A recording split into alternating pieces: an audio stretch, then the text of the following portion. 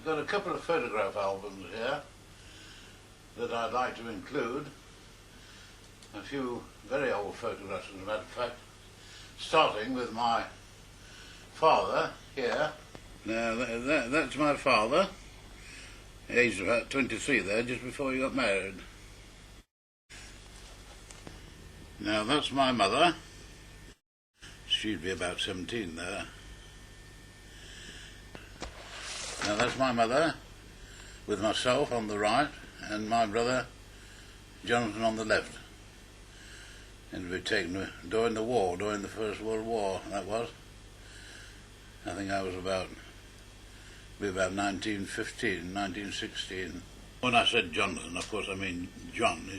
Actually, he was christened Jack. And there he is sitting on a chair, my brother Jack, with me standing beside him.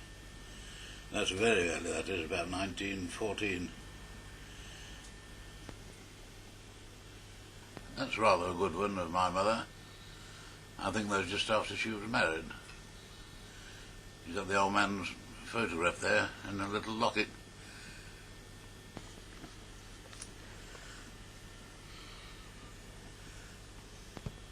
That's me 77 years ago.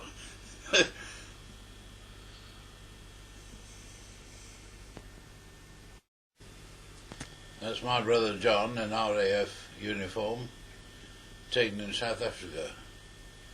Then he went to India. I tried to find him there in India, but he was too far away. That's the ship that Mum and I, Betty, Elizabeth, came home on from Burma, from Rangoon, in 1946. And it was a dry ship, nothing stronger than soft lemonade. And in the 5 weeks it took, we never fell out once. We got on very well. And that was the basis of marriage. I was with my father after I left school until the beginning of the war, and that is the heading of the firm that he started, and that's one of the vans we had. Well, the later van, that is. We had several before then. That's the last one he had on his own. He was left on his own during the war. All the men were taken. So that was his last van. But previous to that, we had other. The first one was a Model T Ford, 1923. That's yours truly playing the piano in the officers' mess in Colombo. After the war, I got a job with John Gardner, the big provision people, and they got the contract to feed the 7,000 competitors of the Olympic Games in 1948 at Uxbridge. And I was the chief control clerk there. That's me on the back row.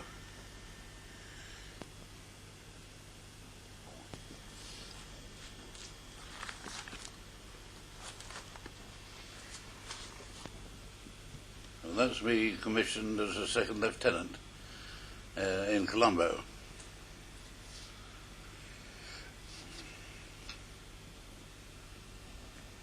That's Elizabeth and I with 3 of our 4 children.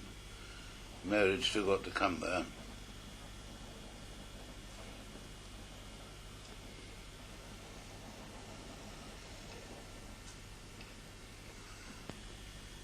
That's me on guard duty at the sports day of the Sefton High School Sports Day in New South Wales in Australia, 1963.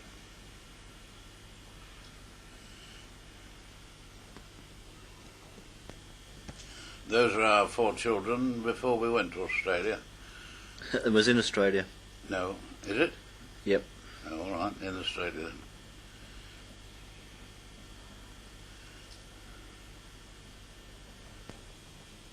Now there's the family in Oatley, where we lived for 10.5 years, with Aunt Rossie, Elizabeth's aunt, who remembered us in her will when she died last year, aged 99.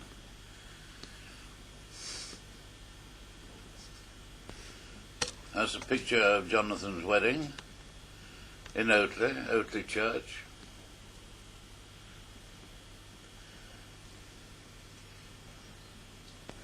And there's the old man congratulating him. The one standing next to me is Ross Thomas, his headmaster. Jonathan is now a headmaster himself. That's a picture with my mother and Juliet at the back of her house in Nottingham. It's Mary. My mother's house. It's Mary. Oh, it's Mary. Oh, Mary, I'm sorry. Mary, and she died here, not long ago, age 92, my mother.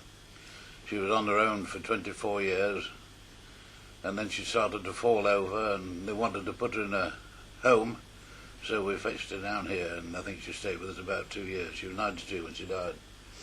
I with Judith and her 3 children.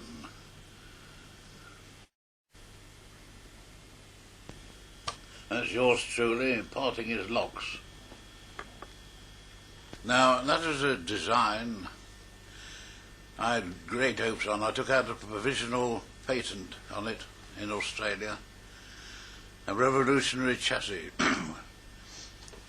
As you can see here, the whole of the car is built inside the framework of this chassis. And here I've got explanations. If you had a light pole or tree or a telegraph post, the car would slide off. If a pole slams through the pole slams through the network of the radiator and the mud guards, but you're inside protected in that arrowhead there.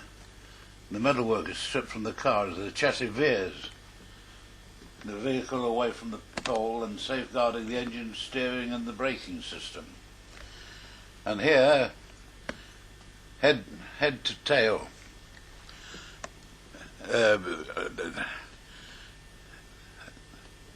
that's right, the